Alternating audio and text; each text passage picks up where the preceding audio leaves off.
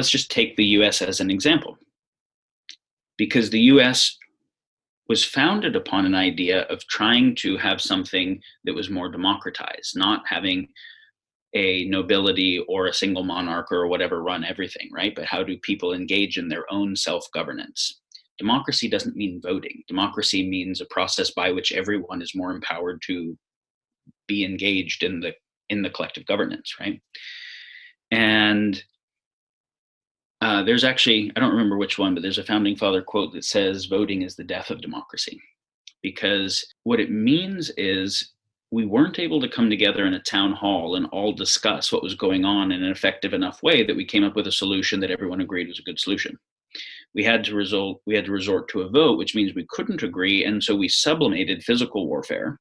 Since we didn't have a monarch to just make the choice, we sublimate physical warfare with a voting warfare. And the voting warfare has less violence, and we all decide that even if we don't get the thing we want, it's better to keep participating with this democratic system than defect on the whole system and go back to warfare, or require some parent that can keep the kids on the same page, by dictatorial force. And so, we're willing to take some losses. But voting is basically a sublimated way to deal with fundamental disagreements that other than finding a better solution. Just if you type in founding father quotes on education in Google and just read for an hour, blow your mind, because there's just all of them said again and again, we've given you a republic if you can keep it, and the core of being able to keep it will be a comprehensive education of every single citizen in what is necessary for civic engagement. And what's necessary for civic engagement is a deep knowledge of history, so that we understand what went wrong with Athenian democracy and what went wrong in a Roman republic, and what, like, all of those different things, where the strengths and the weaknesses are. And so we don't stupidly repeat the stuff thinking that there haven't been smart humans that thought about and experimented with this shit a lot, right? Which there has. So we have to study that stuff. If we want, part of collective intelligence is intergenerational knowledge transfer, so we don't restart at scratch. If we tried to restart math at scratch, we'd never get past Roman numerals, right? We get to go pretty far because other people have gone far and there's been a collected body of wisdom. There is a collected understanding about governance. It's mostly what doesn't work well, but that's at least valuable mistakes that don't need made, right? When I say it's mostly what doesn't work well, there's that quote, again, I forget which of the founders of the country it was, but that says democracy is the single worst form of governance ever created, save for all the other forms. Mm-hmm. And I think Churchill also restated something like that. But the idea is saying, like, democracy is actually a pretty fucked system. There's so much wrong with it. It's just less bad than most of the other forms.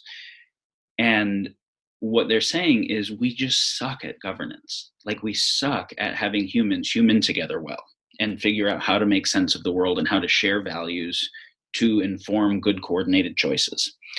And so I'm interested in public education in service to that, primarily, which is how do we develop humans that can make sense of the world well, that can also make sense of what is meaningful.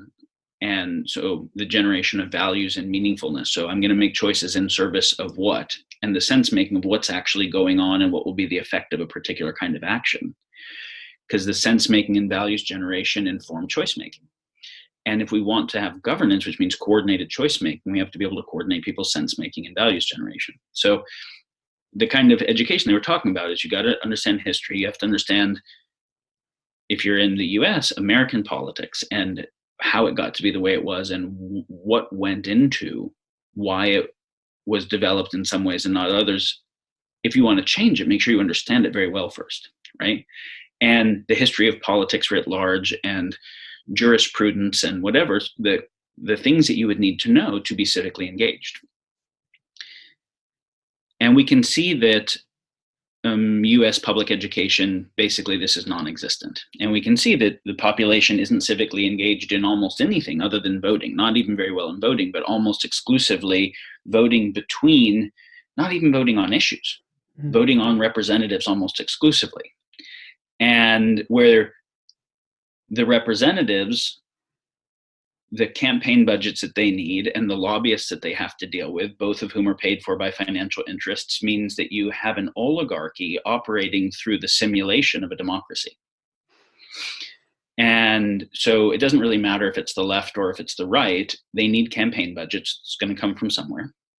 And they can't go against too many financial interests or they'll get blocked everywhere. And to be able to get anything through, they have to go with some financial interests. And the lobbyists are all lawyers that are paid for by somebody. So the whole idea is that a government emerges to bind the predatory aspects of markets, right? Because the market can have predatory aspects like organized crime, like, destroying all of the commons for market purposes. And so we decide we don't want that. So we instate rule of law and a government to be able to enforce rule of law to bind the predatory aspects where there would be financial incentive for people otherwise. But what happens, of course, is then the financial interests do everything they can to try to capture the forces that would otherwise regulate them in a way that would be less profitable for them, try to capture them and influence them in their own benefit, which ends up happening. And so then you get something that is worse than a free market and worse than the supposed liberal democracy. It ends up being a crony capitalist type system. So the idea is, okay, if you in a market, you have this asymmetry of power where those who have a lot more market power can basically continue to rape, suppress, whatever, almost everyone else. So we need to make some other kind of power to check that power. So we'll make this thing called government power that will be elected by the citizens elected by the citizens to be watchdogs, empowered with rule of law and monopoly of violence. But then, of course, who is watching the watchdog to be able to see that they aren't being corrupted? Well, that has to be a comprehensively educated citizenry that actually knows what the fuck is going on and can pay attention and can really be able to do things like public audits and accounting to see, wait, supposedly there's tens of trillions of missing dollars of government spending federally since World War II. Where the fuck is that money? Why are we continuing to pay taxes? Why did we have a country that started by getting rid of, that actually fought a revolutionary war to get away from unapportioned taxes, and then weirdly ratified the 16th Amendment to be a taxes on labor and wages, not profit, it was tax on the poor, to then go into a system where we don't even have accounting and the money's being fucking lost. And but everyone is just going to be focused on the next presidential election and villainizing someone and thinking that getting their party in matters. And that is the simulation that basically keeps everyone distracted from anything meaningful. So everyone who benefits from that simulation benefits from the population not being educated enough to actually check it. And so there was another quote, I think it was Jefferson, that said, if I could have a perfect government and broken news, or perfect news and a broken government, I'd take perfect news. Mm. And the idea is, if there was perfect news, meaning if everyone really knew what the fuck was going on, they would fix their government. The people could actually create a democracy or a republic. If there's broken news, which means people have no idea what's going on, they can't do anything right. They couldn't govern, they can't organize. So basically, the only thing they can do is be captured by whatever forces sell the most effective narrative. So you can see that since World War II in particular, the public education in the types of humanities like history and the social sciences and et cetera, that would empower people for civic engagement have continued to get cut. And we just focus more and more on STEM education. STEM is awesome, but that's not going to tell me how to see if there's corruption going on. It's not going to tell me how to see if we're repeating governance mistakes that have been made in the past, or see if the coordination processes are right. But it will make people who will be able to make good weapons and generate things that will make more market success. And so if what I want, and so you can see, okay, after World War II and seeing how advanced the Germans were because of a better education system, meaning how much better their tech was. And then after Sputnik, we're like, okay, issue of national security, we need people who are very well trained in STEM. So we can kind of rationalize why they'd want to double down on STEM.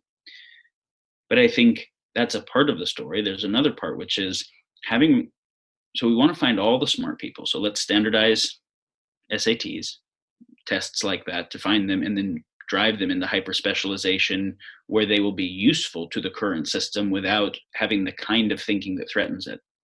Mm-hmm. And let's not have really smart people go into the social sciences in a meaningful way that questions the dominant system. And so we can see basically institutional decay that's happened in public education. We can see radical institutional decay that's happened in the news and the fourth estate, the kind of media that can inform people. And so you go around and just ask citizens what's going on in the world, and you'll see that the level of sense making that people have relative to the actual complexity of the issues is so many orders of magnitude off. They have no possible chance of civic engagement. The only thing that they can do is be weaponized to be part of an in-group to support some leader, Mm-hmm. or some kind of dominant narrative. And that's what they are. Almost everyone is an activist on one side or the other that are sure they're right, and that use whatever social manipulation techniques to keep the people in their in-group in line and keep the fight escalating against whatever the outgroup is. And there's the simulation of thinking, but there's not actual clear thinking anywhere in that system. So if you recognize that power asymmetries have both the capacity and incentive to increase that power asymmetry, and that if you try to create another asymmetrically powerful force to bind some of those forces, they'll just end up colluding or competing in a way that benefits the upper class against the other classes, then the only answer is an adequate education and empowerment of everyone, such that they can notice and actually be effective at checking and binding those power asymmetries. Mm. And I would say without, we're not even in the right universe of doing that currently.